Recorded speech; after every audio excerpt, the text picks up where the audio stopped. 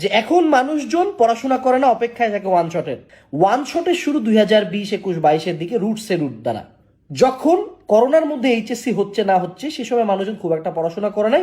তাদের উদ্দেশ্য ছিল যে একটা স্টুডেন্ট যাতে অনলাইনে পরীক্ষার আগে রাতে কাম থাকে, চিল থাকে, রিভাইজ করে যাইতে চায়। বাট এখন তুমি একটু তাকায় দেখো দেখি যে 2 ঘন্টায় একটা চ্যাপ্টার শেষ, 5 ঘন্টায় একটা সাবজেক্ট শেষ। মানে মানুষ 2 বছর ধরে পড়তেছে, তুমি 4 ঘন্টায় পড়বা।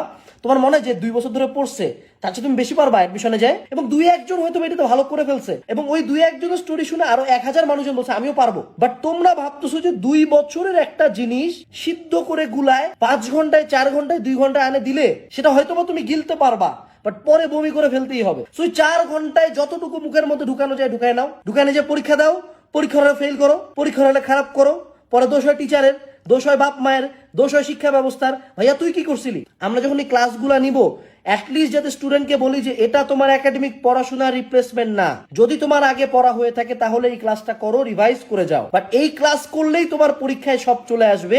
এই কথাটা যদি আমি বলি তাও এখানে যাতে কিন্তু থাকে একটা।